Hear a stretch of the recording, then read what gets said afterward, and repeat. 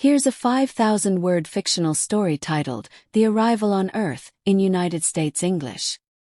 Title, The Arrival on Earth. #### Chapter 1. The Beginning.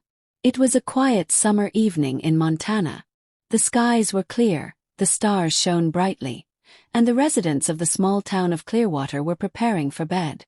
Among them was Dr. Evelyn Harper, an astrophysicist who had moved back to her hometown after spending years at NASA. Her research had shifted from theoretical physics to something she called practical stargazing. Little did she know, tonight the stars would stare back. Around midnight, Evelyn's telescope caught something unusual, a faint, flickering light moving erratically in the sky. She initially dismissed it as a satellite or an experimental aircraft, but the movements defied logic. It zigzagged, paused, and even seemed to shimmer. Her heart raced as she recorded the phenomenon. Unbeknownst to Evelyn, across the country, radar stations and observatories had also picked up the anomaly. The object entered Earth's atmosphere with a controlled descent, landing in the vast deserts of Nevada. A new chapter in human history was about to begin. ###Chapter 2. The Landing. The President of the United States was briefed within hours. Satellite imagery confirmed the arrival of a large metallic object, roughly the size of a football stadium. It appeared to pulse with a strange blue energy. The military cordoned off the area, and scientists were rushed to the site. Evelyn was among the experts invited to join the investigation, thanks to her groundbreaking work in astrophysics. When she arrived, she was struck by the sheer scale of the craft. Its surface was smooth, almost liquid-like, yet it reflected light like polished steel. Strange symbols glowed faintly along its hull, pulsating in rhythmic patterns. The air was thick with tension as the team approached the ship. Suddenly, a section of the craft opened, revealing a doorway. From within emerged three beings unlike anything humanity had imagined. They were tall, slender, and covered in silvery, iridescent skin that seemed to ripple with every movement. Their eyes were large and dark, radiating an unsettling mix of intelligence and curiosity. The aliens did not speak but emitted a soft, harmonic sound that resonated deeply in the chest of everyone present. They extended their long, delicate hands in what seemed like a gesture of peace. The first contact had begun. ###Chapter 3. Communication. Establishing communication was no small feat. The aliens seemed to understand human languages but could not speak them. Instead, they used a form of telepathy, projecting images, emotions, and abstract concepts into the minds of their human counterparts. Evelyn became the primary liaison between humans and the extraterrestrial visitors, whom she nicknamed the Lumina. Through careful interaction, she learned that the Lumina came from a distant star system, many light-years away. They referred to their homeworld as Zerathia, a lush, bioluminescent planet dominated by vast oceans and towering crystalline forests. The Lumina explained that they had been observing Earth for centuries. They admired humanity's creativity and resilience but were also concerned about its destructive tendencies: wars, environmental degradation, and unchecked technological advancements. Their arrival, they said, was not an invasion but an intervention. ###Chapter 4. The Revelation. The Lumina shared astonishing revelations about the universe. They spoke of countless intelligent civilizations, some peaceful, others aggressive. They warned of a predatory species known as the Tharak, which sought to conquer and exploit other planets.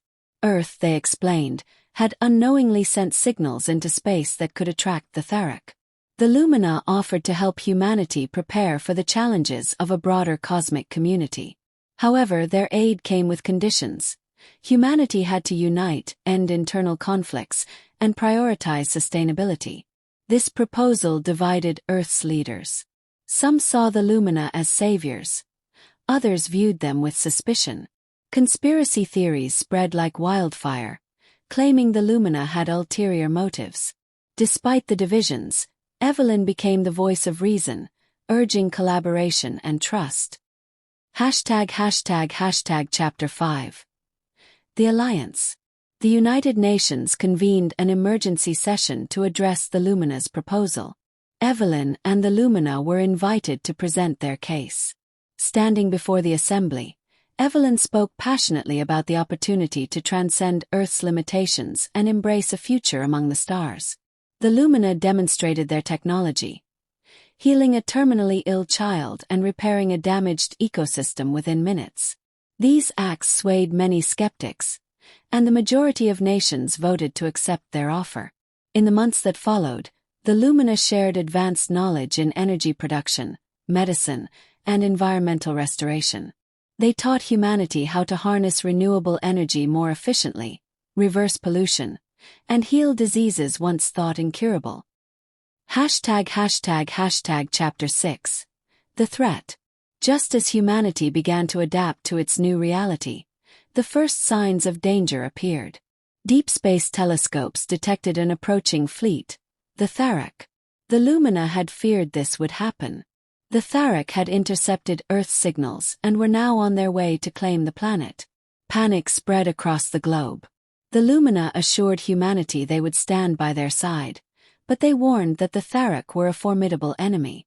Preparing Earth for defense became the new priority. Chapter 7. The Battle. When the Tharok fleet arrived, it was unlike anything humanity had ever seen. Their ships were jagged and menacing, emitting a red glow that seemed to bleed into the surrounding space. The Lumina activated a planetary shield they had constructed, but it was not enough. The Tharok began to attack, probing for weaknesses. The Lumina and humanity fought side by side, combining their technologies.